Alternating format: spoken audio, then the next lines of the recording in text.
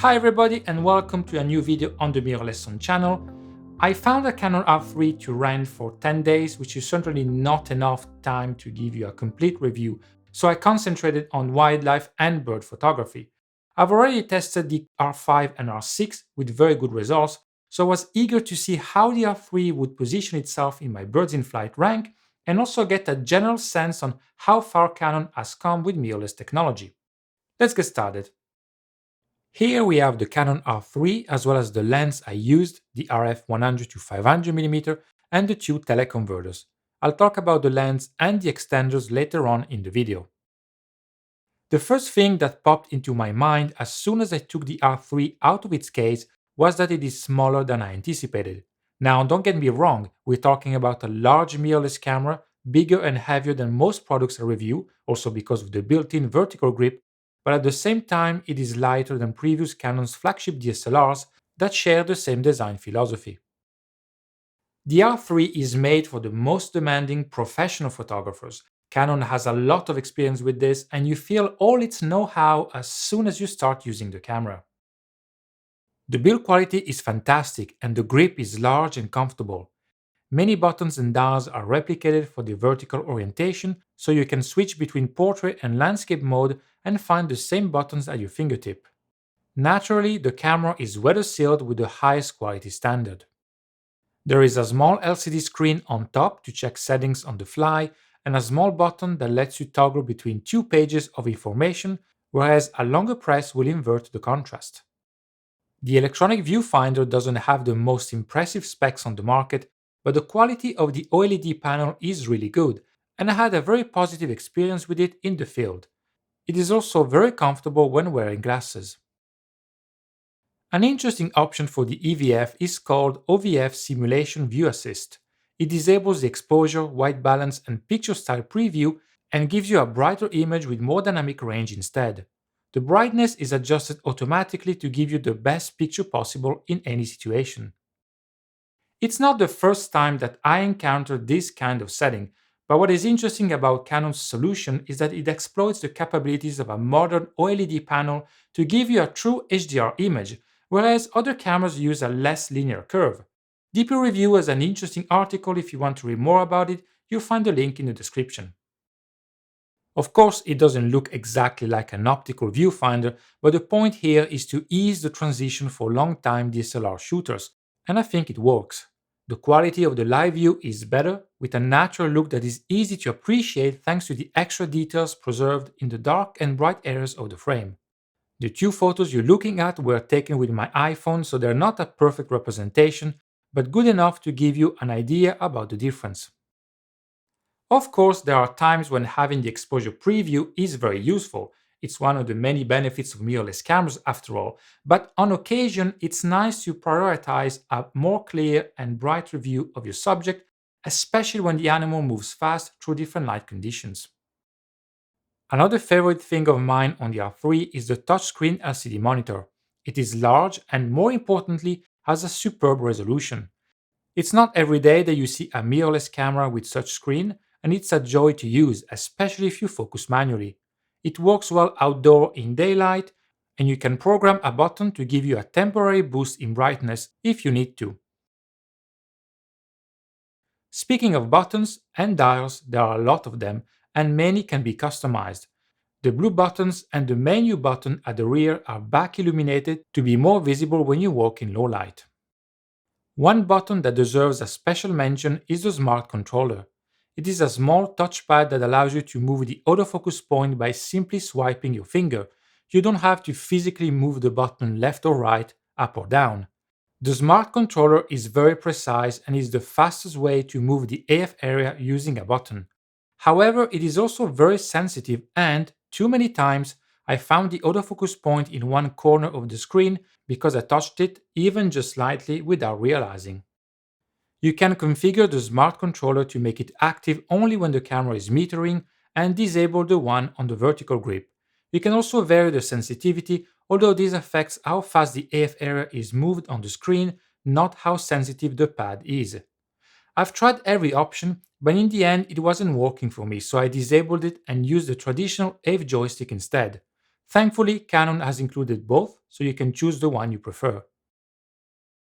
Concerning memory cards, there is one slot for CF Express Type B and one for SD UHS-2 cards. CF Express cards are faster and needed when you want to record 4K 120p or 6K RAW video. They also help with the buffer, as you'll see later on.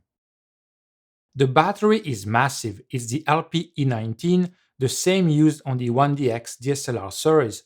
The performance is very good overall. I managed to capture more than 6,500 images of birds in flight using the fastest burst speed, continuous AF and high frame rate in DVF, and still have 54% of battery life left.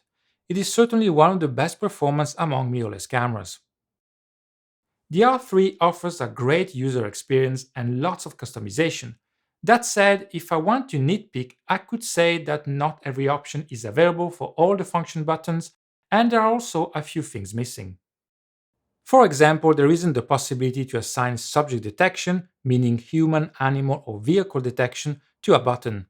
I had to customize the Q menu, getting rid of all the items except subject detection, so I could record it quickly. That of course works if you don't use the Q menu a lot. The other annoying thing is with My Menu. It's very useful to save all the settings you like in the same place, but it's a bit irritating that you can't move one setting from one page to the other. You have to first delete it from a page and then reassign it to another page. Finally, we have the connection ports on the side, and the camera is very generous. Microphone input, headphone output, flash sync, USB-C which works at 10 gigabit per second, HDMI, and the Ethernet port.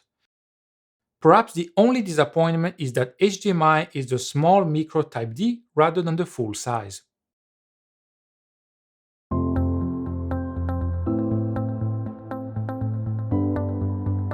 The Canon R3 features a 24.1 megapixel BSI stacked sensor, the first of its kind for Canon. In addition to the back illumination structure, the stacked design allows the camera to process more data simultaneously, which helps with the drive speed among other things.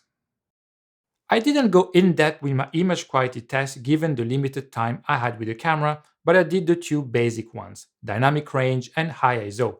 I put the R3 against the R6 and Sony a7 IV. Don't look for a particular reason behind these two choices. These were the cameras I had available at home with me at the time. This is how shadows look after an intense 5-stop recovery in Lightroom. You can see the improvement versus the R6 with less color noise in the darker areas of the image. The quality with the a7 IV is comparable, however. Of course, this is quite the extreme test. It is useful to show you where the differences are, but if I do a 4-stop recovery instead, the results are more similar. With highlights, the R3 is able to recover slightly more details than the R6, but the Sony manages to do better than the two Canon models. The R3 has a vast ISO range, as you can see, and it is the same range shared by the R6 and a7 IV, so I included them again for the second test. I've compared Sony and Canon sensors before, and the same difference always emerges. Canon sensors are approximately half a second darker with the same exact exposure settings.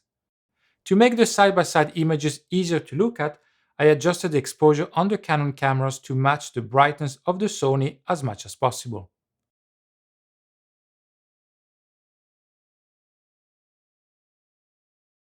The a7 IV shows more noise, especially from ISO 3200, which is not surprising given the high resolution on the sensor. The R3 seems to be the one that performs better on the entire range, although the advantage over the R6 is small.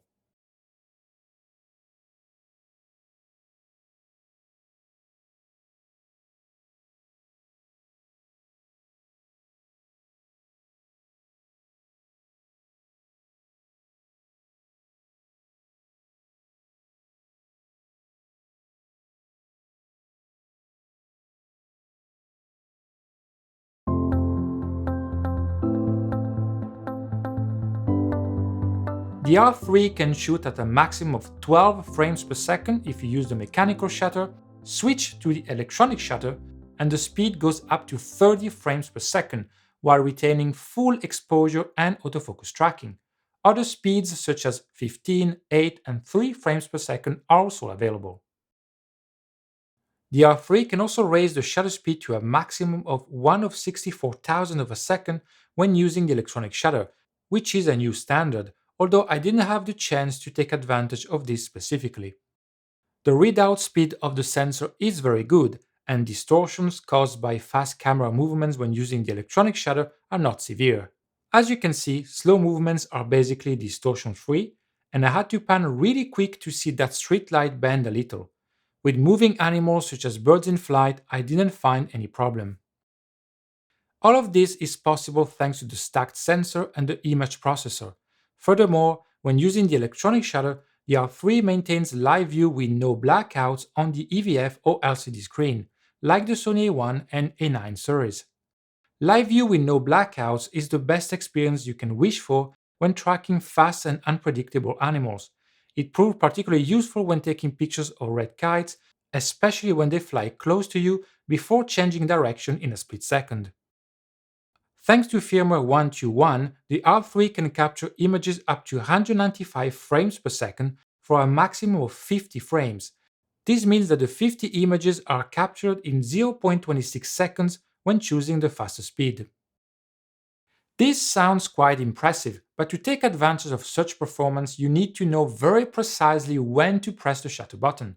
You can easily miss the action entirely and end up with 50 useless images because you press the button too early or too late. Also, it takes about 8 seconds for the camera to be ready to shoot again, even with the CF Express card, and that can be a long time. Such speed would be more useful with a function similar to Olympus's Pro Capture, where the camera starts to save images when the shutter button is half pressed. And actually, Canon itself has introduced a similar feature with the R7 APS-C camera, so I hope it can bring it to the R3 via firmware update. Finally, when it comes to buffer, the R3 shows a decent performance at 30 frames per second and a very good one with slower speeds. At 30 frames per second, the buffer is about the same whereas you use a CF Express card or SD card, but once the buffer is full, the speed remains higher if you use the CF Express. With slower frame rates, the advantage of CF Express is even more apparent.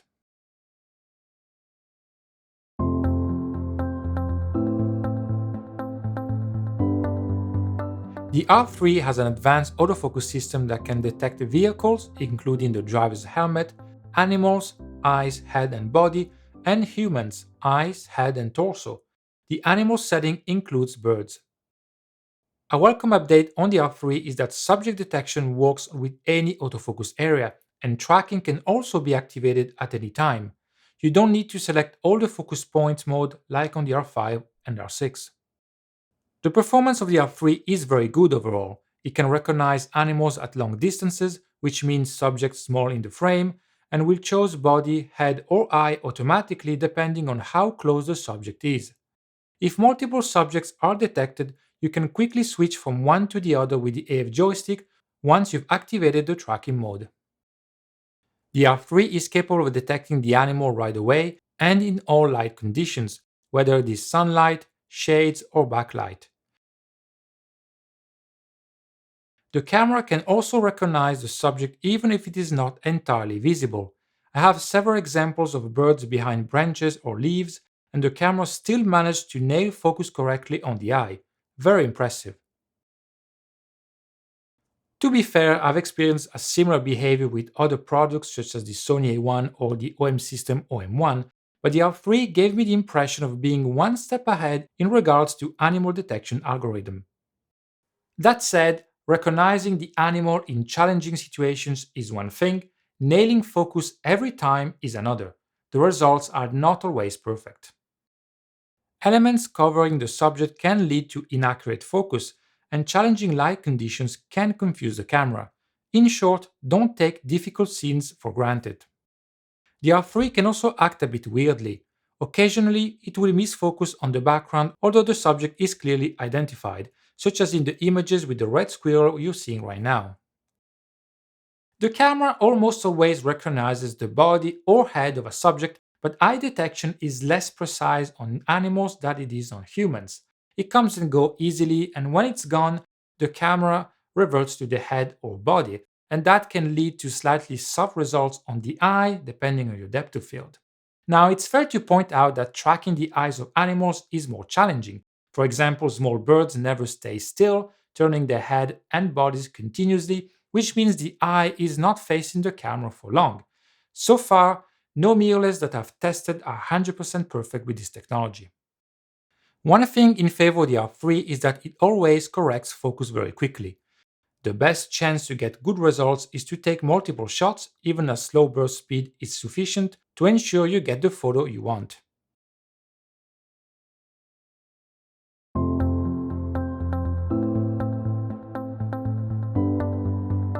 The R3 comes with Canon's dual pixel CMOS AF2 system, a technology shared with other cameras such as the R5 and R6, but the flagship model has a faster version capable of 60 calculations per second, like the Sony A9 series. The locking speed is what impressed me the most about this camera. I could already see how fast it was with static subjects, but I was really surprised by how quickly the R3 would detect and acquire focus on flying birds. It feels instantaneous, and I think it might be the fastest camera I've tested so far regarding this particular aspect. At Giggering Farm, one of the two locations where I test the autofocus, kites can fly very close to you. It demands a great effort not only on the photographer, but also on the camera's autofocus as well as the speed of the lens's AF motor, because the change of distance is severe and it happens very quickly. For this particular action scene, many cameras that I've tested have struggled to give me a decent shot, whereas the number of good photos I took with the R3 was high. Another thing that surprised me is how the R3 understands the subject you're following and how it maintains focus even when other birds pass in front of it. The camera does a great job of ignoring potential obstacles that would normally confuse the autofocus or prompt the camera to change subject. I have several examples of this behavior, including those you're seeing right now.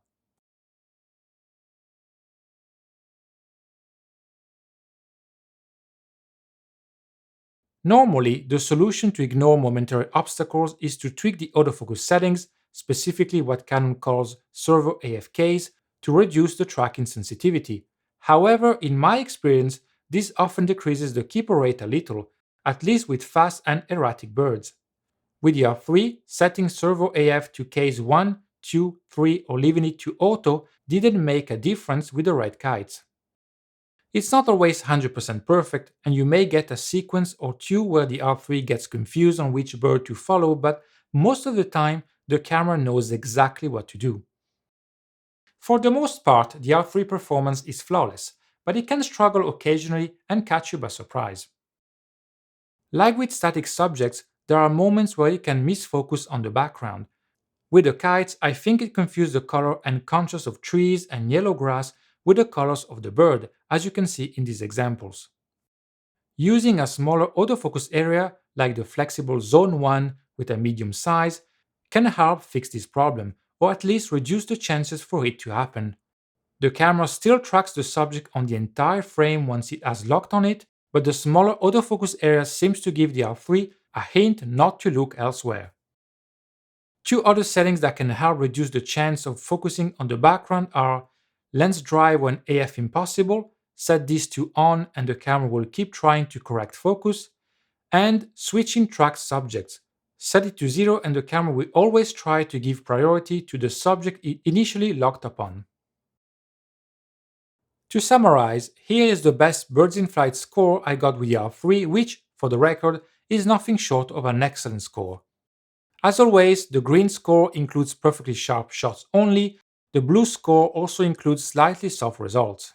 You can read more about my birds in flight test on my website, the link is in the description. The score remains very similar when working at 15 frames per second, whereas the results are a bit lower when choosing 12 frames per second with a mechanical shutter. The performance when the bird is against a busy background or up in the sky is comparable, and in many of the setting combinations I tried, the score was only separated by 1% in favor of the clean background. Next, this is how the R3 compares with other cameras. As you can see, The performance is very similar to the R6, same as the A7 IV, and very close to the Sony A9 series, but in each case the R3 does it with a faster drive speed. The Sony A1 is currently the camera with the highest score in my test, but it's important to note it achieved that at 20 frames per second. At 30 frames per second, the A1 has the same points as the R3, although of course the Sony does this with a 50 megapixel sensor. I also tested the 100 to 500mm with the two teleconverters, and the performance remained on the same level, not far from the best score when working at 15 frames per second. At 30 frames per second, however, the score is lower.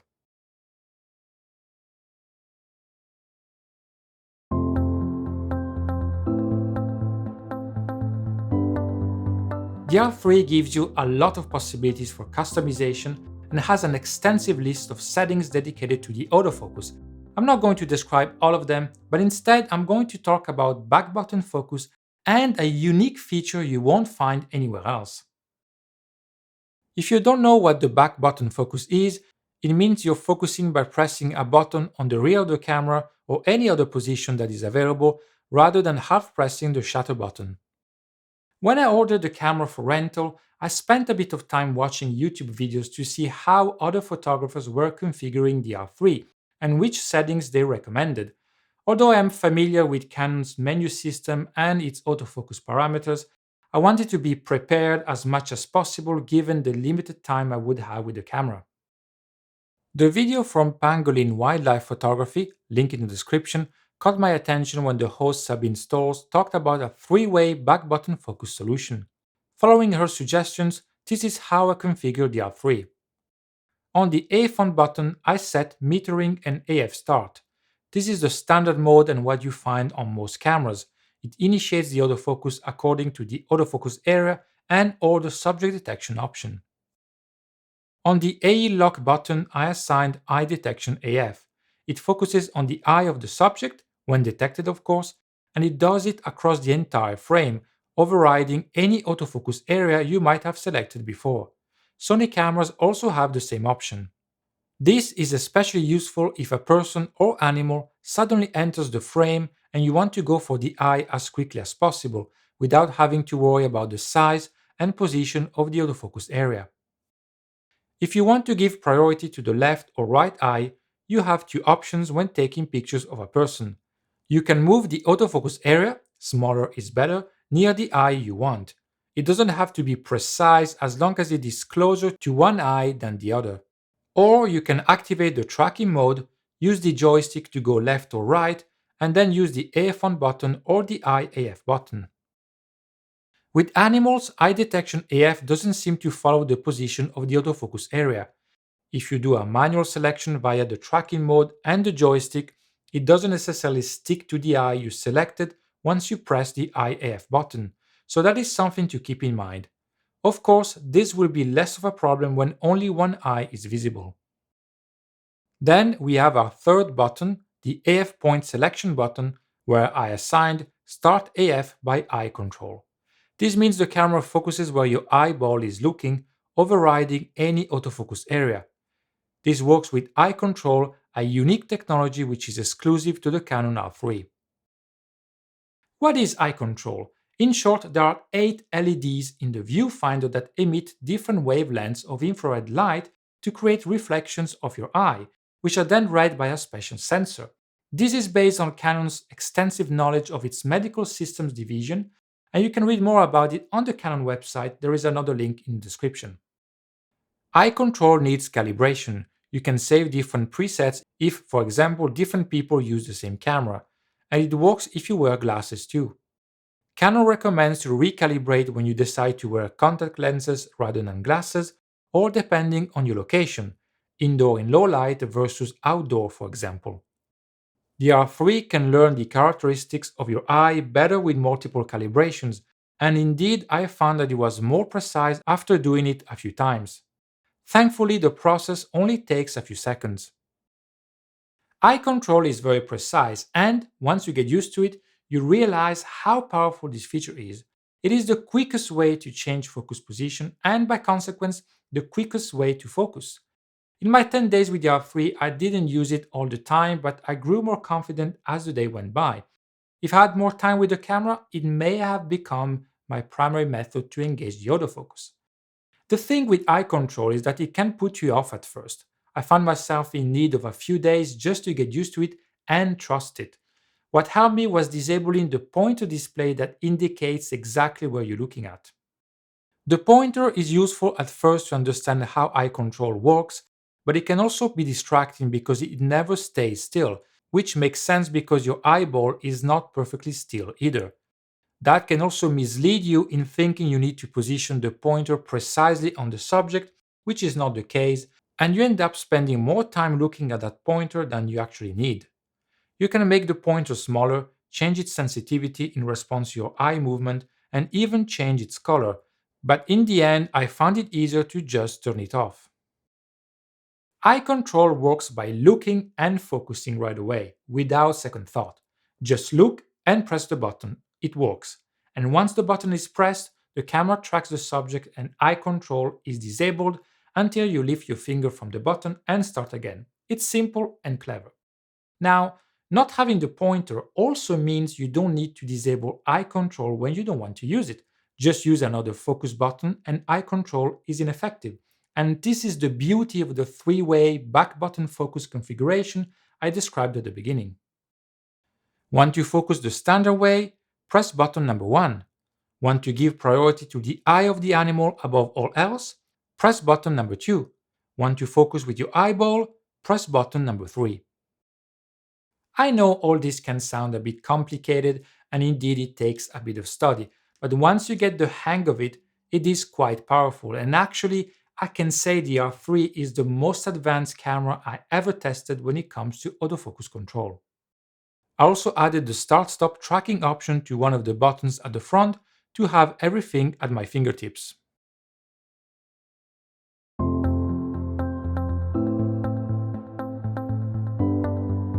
The Canon R3 is a formidable tool for video makers. It can record 6K up to 60 frames per second in 12-bit RAW and 4K 120p in 10-bit 422.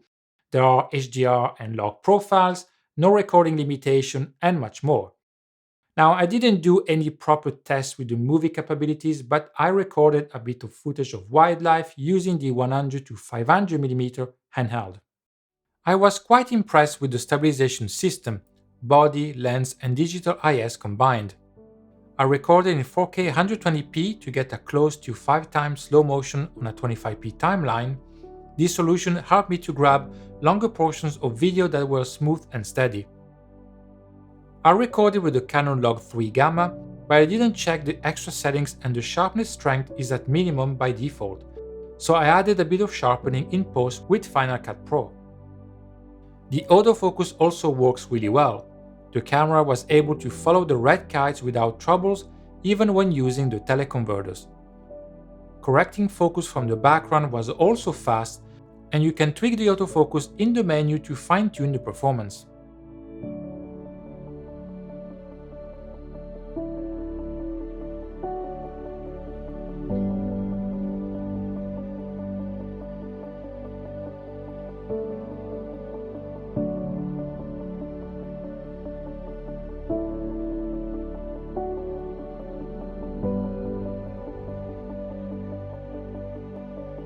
Before heading to the conclusion, a few words about the lens I chose to test the R3. There are better lenses you could use with this camera, mainly the super telephoto prime such as the RF 400mm f2.8, the 600mm f4, and the 800mm 5.6, but none of them were available to rent at the time I picked the R3. I wanted to test the camera with a native RF lens and also liked the idea of traveling as light as possible. I went for the 100 to 500mm because it is a lens I knew already, having tested it on the R5 and R6, so it was an easy choice for me. The lens doesn't have the most attractive fastest aperture, but it is compact, not too heavy, and the performance is really good. It's very sharp wide open and at all focal lengths, and the AF motor can cope with the most demanding situations. There are a lot of controls on the barrel of the lens, and I particularly like the ring that makes the zoom tighter or smoother. When set too tight, the zoom doesn't extend when your gear is hanging from your shoulder. There are three modes for the stabilization.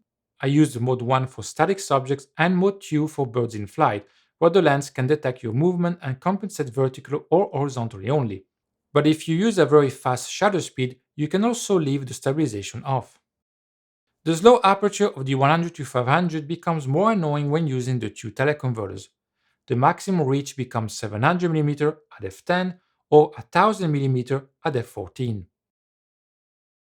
As long as you're out in the sunshine, there is not much to worry about, but in the woods or with less than ideal light conditions, the ISO raises very quickly. Also, small birds perched on trees can cause lots of back and forth movements, especially if the background is brighter than the subject. One fix you can try in this case is to use a larger autofocus area rather than the single point. There is another annoying aspect of using teleconverters on this lens, and I forgot to film exactly what happens, but basically, because of the compact design, you need to set the zoom ring to 300mm minimum or the extenders won't fit physically. This means you can't fully retract the zoom when a converter is attached, and that may force you to remove the extender before packing the lens away in your bag. The extenders themselves are excellent. The loss of sharpness is minimal, even with the 2 times teleconverter, which is usually the one that penalizes you the most. Despite a few quirks, the 100 to 500mm is a very good lens in my opinion, but I wish it could be less expensive. Canon is asking a lot for it, and the extenders are not cheap to buy either.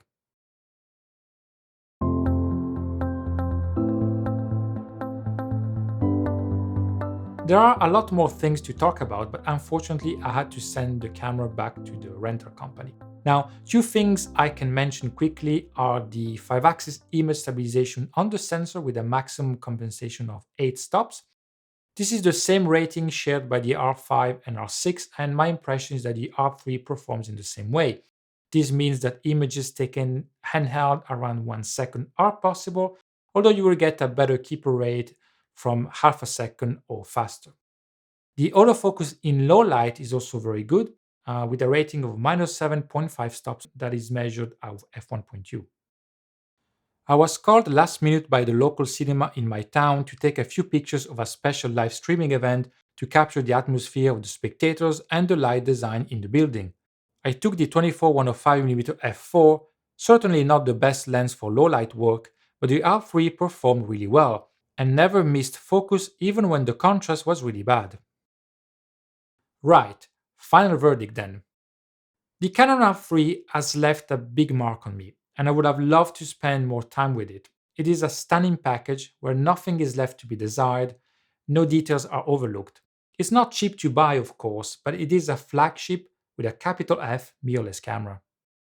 It is a joy to use thanks to the well designed body and controls, and surprisingly, carrying it around all day under summer heat was less tiring than I thought. The image quality is fantastic, probably the best Canon sensor I ever tested. Some of you might have preferred more resolution, but the advantage here is the high ISO performance with very usable images at 25600 ISO. Dynamic range is also excellent. The R3 offers a state-of-the-art autofocus system, and it has a unique characteristic that resonates with innovation, eye control, which works surprisingly well. The software is also very impressive, and the capabilities to detect and follow animals are the best I've seen. Only the occasional lack of consistency stops this camera to be the very best in the field.